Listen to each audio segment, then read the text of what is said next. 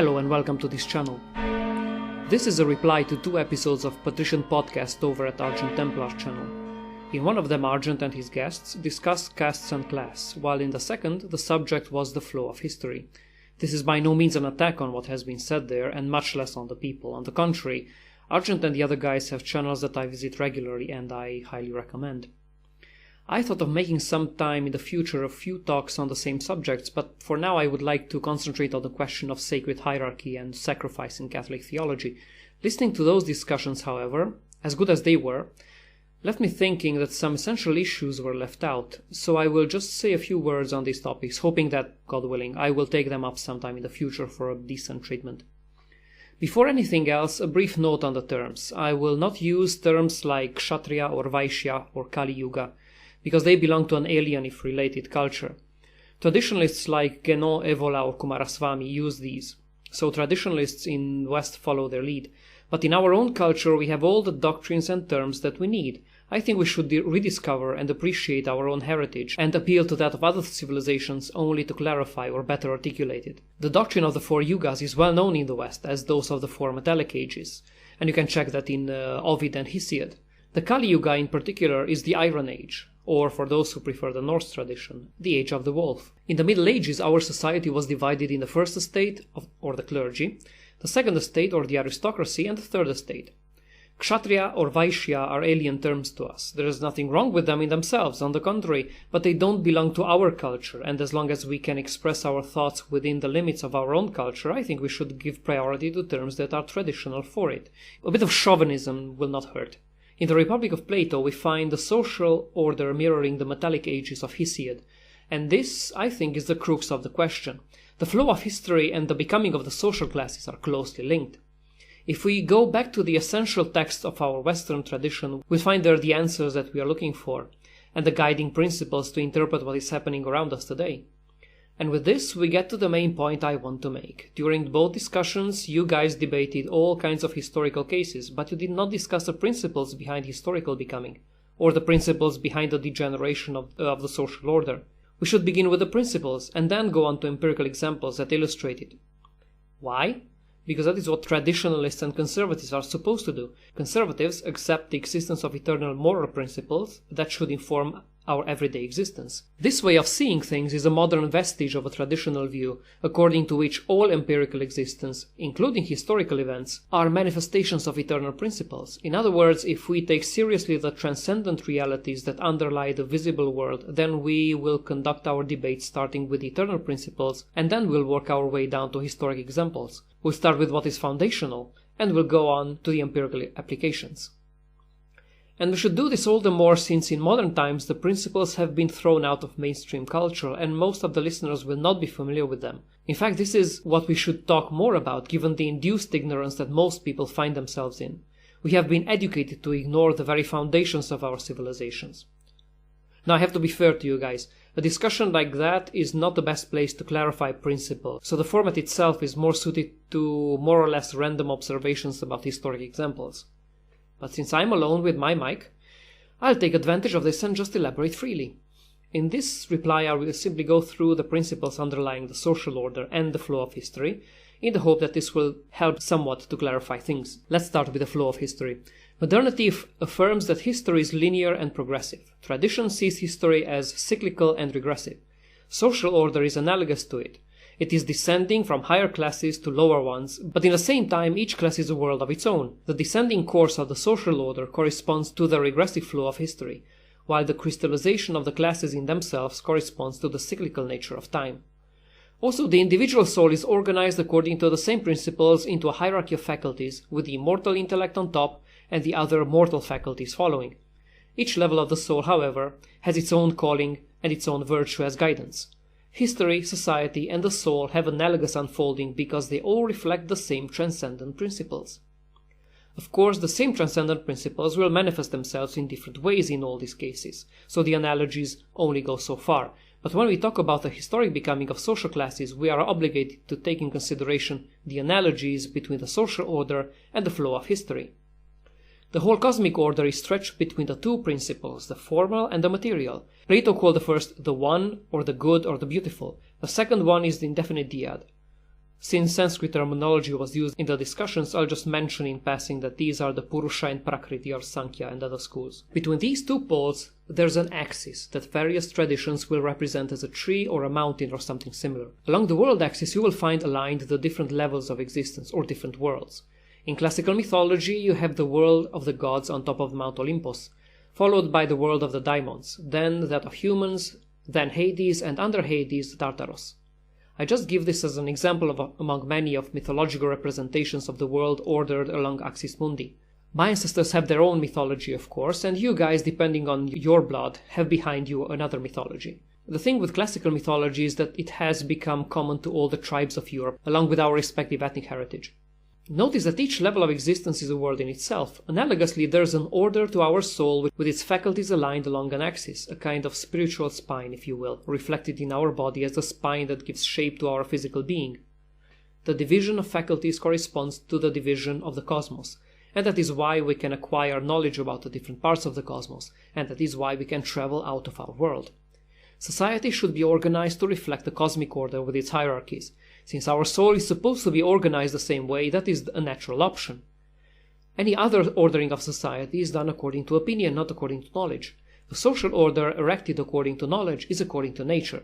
A social order erected according to opinion is according to convention. But what has this got to do with anything? Well, history itself is ordered according to the same principles, so it has to be descending, reflecting the descent along the world axis from the formal principle to the material principle, and it has to be cyclical because its different phases will be worlds of their own or cycles of their own. If we take in consideration the descending nature of history, we'll understand why the current degeneracy. If we take in consideration the cyclical nature of this descent, we'll understand the illusion of progress in some periods, such as ours. The idea of progress is not completely true. It is a relative truth, and in the great scheme of things, it is a necessary illusion. Without it, modernity, that has its own place in the becoming of history, will not exist. Before going further, let me point this out. The theory of historic cycles and degenerative time that we have received through our tradition is not something that principled right-wing people can accept or reject according to personal taste. If we accept eternal moral principles, that means that we presuppose eternal cosmic principles behind them. Moral principles that are not grounded in the cosmic principles are not eternal. They are just a matter of opinion and convention. But if we accept the existence of eternal cosmic principles, we'll have to accept their application in all areas where they should be applied. And that includes to the flow of history. There's just no escape from that.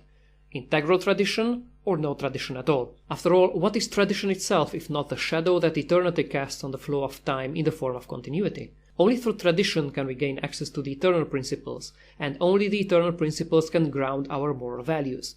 If I was too blunt, please excuse me. If it sounds like an attack, that certainly is not my intention, at least not with you guys. It's just that I don't know how to express these things in a different way, and I don't see any way around them, either integral tradition or no tradition at all. I would like to insist strongly on the following fact, and it is a fact. The traditional view of history that in the West was alive and well until the Renaissance and well into it is not in any way a pessimistic view. The shape of history has its good reasons.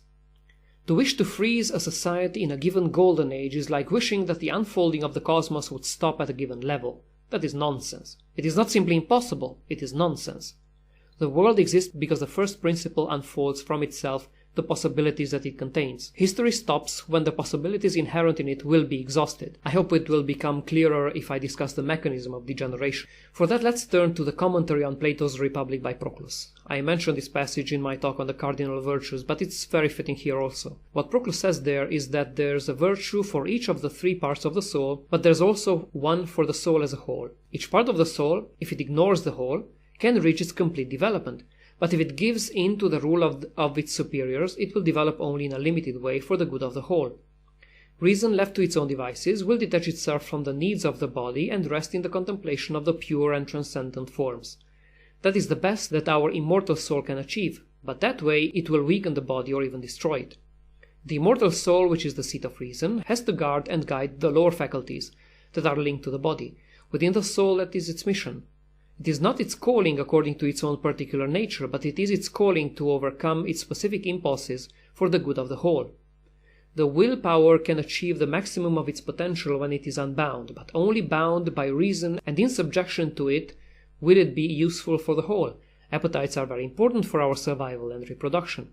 Without the appetites, there is no continuity of life at the material level, and continuity itself is an image of eternity, so it is something good. To wish to continue to exist is a natural instinct that reflects in us eternity under the form of continuity. Ask anyone facing death. Also, the will to reproduce is another reflection of eternity. Plato says as much in Symposio 208e. But if you let your appetites unbound, they will enslave and destroy your soul. Just because the appetites are a good thing, and they are a good thing, doesn't mean that they should get free rein. In the social order, there are those who have contemplated the eternal principles that order the cosmos. They are the ones who know how to order the soul and society according to the same natural model. There are those who receive and impress this knowledge on society just as willpower does this in a particular soul, and there are those who receive this impression and are called to be shaped by it just as the appetites are supposed to be tempered.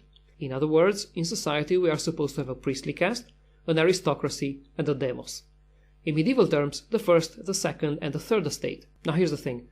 As long as the lower caste is under the influence of a higher one, it can't realize its full potential. René Guénon wrote many important pages on the revolt of the aristocracy against the priestly caste, not least in his spiritual authority and temporal power. Julius Evola begged to differ, but I don't see how can Evola be right on this subject and Guénon and Kumaraswamy wrong. But that's a discussion for another time.